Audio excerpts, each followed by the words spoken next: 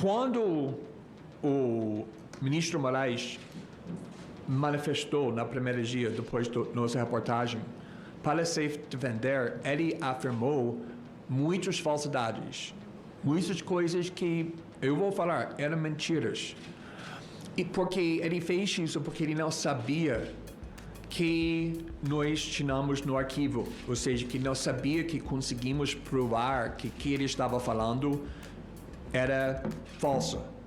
E vou te dar só um exemplo. Quando ele se defendeu, ele disse que todos os pedidos dele para investigar pessoas, para pedir o TSE para investigar pessoas, tudo foi levado para o plenário do STF e também tinha a participação do PGR, o Ministério Público e a policial. Também ele disse que tudo que ele fez, desses pedidos que ele fez para o TSE, tudo foi registrado. E também ele disse que todo mundo que ele queria ser investigado já era um alvo da investigação ou do inquérito do fake news ou inquérito do milicianos digitais, como ele chama. E nós conseguimos mostrar muito rápido que tudo isso foi falso. E a Folha, que é muito conservador com que eles querem falar sobre o STF, eles estavam indignados, eles falaram nos artigos, eles permitiram a gente falar tudo isso era falso. Depois do primeiro dia, quando começamos a publicar essa reportagem, o ministro Moraes se defendeu no STF e ele usou todas as palavras, todas as frases que ele sempre usa para criminalizar jornalismo, para criminalizar discursos, opiniões, ou seja, que ele disse que isso foi feito para uma organização criminosa e essa organização criminosa tem o motivo de destruir a credibilidade das instituições brasileiras, que é o motivo de derrubar a democracia brasileira, de voltar para a ditadura, está ofendendo a honra do Supremo. Então, ele sempre está interpretando qualquer crítica, qualquer reportagem, qualquer denúncia como um crime. Esse é o instinto de imediato, falando que esse é o motivo de desestabilizar ou destruir as instituições brasileiras. E isso, obviamente, estava incluindo não só nossas fontes, mas também nós, como jornalistas, inclusive o maior jornal no Brasil, o Folha de São Paulo. E ele não tinha a menor hesitação de usar essas acusações contra os jornalistas, contra um jornal muito grande que está funcionando aqui muitas décadas no Brasil. E logo depois, quando o ministro Moraes abriu uma inquérito, uma investigação criminosa para supostamente descobrir a identidade da nossa fonte, não só foi a fonte que foi incluído nessa investigação. Tem um documento que fala muito claramente que a polícia do São Paulo, do estado de São Paulo, recebeu uma instrução de não só chamar suspeitos de vazamentos, mas também eu e minha colega jornalística, a Fábio Célia Peal, para fazer depoimentos, para responder para o policial e ser questionado.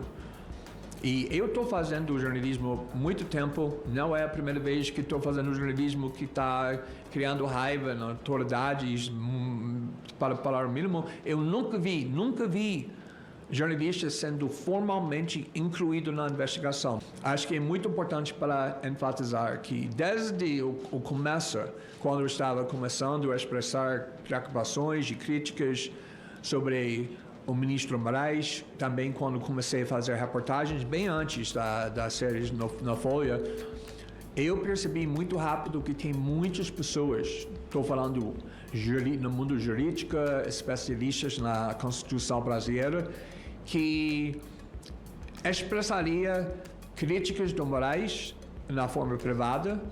E quando perguntei, você quer manifestar publicamente para a reportagem porque isso está errado, essas pessoas poderosas, pessoas com muita posição aqui no Brasil, disse não consigo. Obviamente, eles têm medo de que vai ser as consequências se eles criticam o ministro Moraes publicamente. Só foi postado e publicado o áudio porque essas declarações de Tagliaferro não são de agora. Aconteceram há mais ou menos uns 8 meses.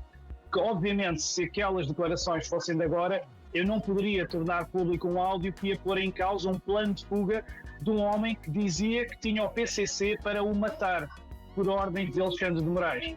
E, portanto, é importante aqui salvaguardar isto, que o áudio só foi tornado público porque não é de agora. Ou seja, o suposto plano de fuga do Tagliaferro poderia ter acontecido, estava elaborado, se ele não fugiu foi porque ele não quis. E aí é que é importante esta comissão então ter trazido este tema, porque nós queremos saber como é que um homem que há 8 meses atrás tinha um plano de fuga pelo Paraguai, pela Argentina, para a Itália, dizia que tinha o PCC com dinheiro para o matar, dizia que estava a ser perseguido pela Polícia Federal, pela Polícia Civil e por Alexandre de Moraes, e agora de repente está tranquilamente a viver novamente no Brasil. Portanto, o que é que mudou? Fez algum acordo? Deixou de sentir ameaças? Como é que é possível? Porquê é que não fugiu? E nesses áudios que foram gravados pelo Osvaldo Eustáquio, e já vou falar sobre o Osvaldo Eustáquio, o Tagliaferro garante e promete ao Osvaldo Eustáquio que iria dar entrevistas a jornais e televisões de Espanha, a expor tudo, a explicar tudo o que se passa no Brasil, a expor o comportamento criminoso e ilegal de Alexandre de Moraes.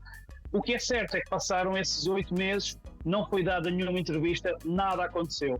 São áudios também onde se ouve falar um possível acordo entre Tagliaferro e Paulo Figueiredo, que poderia dar R$1 milhão a Tagliaferro. Era importante também que Tagliaferro explicasse que acordo foi esse e porque é que não aconteceu também. E aqui tenho que dizer que o Paulo Figueiredo foi a figura brasileira que mais me criticou por eu ter tornado público este áudio, dizendo que perdemos um possível delator, o que eu não concordo, porque, volto a dizer, este áudio aconteceu há 8 meses atrás, portanto, Tagliaferro poderia ter saído, poderia estar em segurança, poderia ter dado todas as entrevistas, poderia ter feito o acordo com Paulo Figueiredo, se não fez, foi porque não quis. E aqui devo também dizer para todo o Brasil inteiro que Paulo Figueiredo prometeu fazer uma live comigo para esclarecermos estas questões.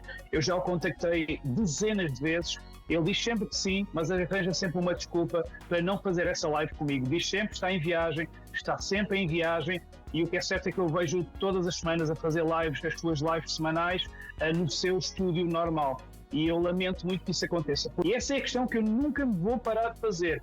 Como é que um homem, em desespero, com o PCC a querer matá-lo, tenha plano de fuga e abdica desse plano e está agora a viver tranquilamente no Brasil? Se calhar já não está a viver tranquilamente no Brasil, por isso é que agora também não está aí presente, e por isso é que, como ouvimos há bocadinho vocês dizerem, ele poderá participar numa outra comissão via online, porque eu duvido que ele esteja novamente no Brasil. Eu creio que o facto de eu ter tornado público estes áudios precipitou novamente a sua saída, portanto, podemos ter Tagliaferro em segurança para finalmente cumprir e ser um homem de uma vez por todas, porque se ele tem informações, ele diz que tem os arquivos todos, tem os ficheiros, tem os relatórios, tem os documentos, tem todas as provas que mostram que houve perseguição, que houve ilegalidades por parte de Alexandre de Moraes. Portanto, ele tem que expor ao mundo, ele tem que cumprir a sua palavra, tem que ser um homenzinho de uma vez por todas. E tem que explicar, e volto a fazer a mesma pergunta, eu vou fazer esta pergunta sempre: se ele tinha medo de ser morto, se ele tinha medo de ser preso, porque é que ele estava agora a trabalhar tranquilamente em São Paulo? Essa é uma questão que é muito, muito, muito importante. E ele também aproveitou para enfatizar a importância do vazamento dessas conversas para que essas informações viessem à tona, mesmo tendo sido alvo de críticas por parte de alguns influenciadores. É importante que se perceba que se eu divulguei estes áudios não é porque não foi sem mais nem menos, foi com razões ponderadas, e não aceito que digam que eu estraguei um possível delator, porque ele teve 8 meses para cumprir a promessa de dar entrevistas para o mundo, para dar entrevistas para a Espanha, de dar entrevistas para os Estados Unidos. Não deu porque não quis. não fugiu porque não quis. Acusam-me também dele agora estar em perigo de vida, dele poderem matar por minha causa. Errado. Teve 8 meses para fugir. Volto a dizer, não fugiu porque não quis. A minha principal motivação é que ele seja chamado a este Senado para explicar e expor as provas. Ele tem que trazer os relatórios, ele tem que trazer, tem que dar o seu testemunho, tem que explicar porque é que tinha que usar a criatividade para perseguir pessoas, tem que explicar todas aquelas coisas que ele dizia. Atenção que no áudio, onde ele chorava, ele dizia-se arrependido, ele pediu perdão ao Osvaldo Eustáquio por ter perseguido a sua filha Mariana, pediu perdão por uma série de coisas. Então, se ele pede perdão, por que é que ele continua calado?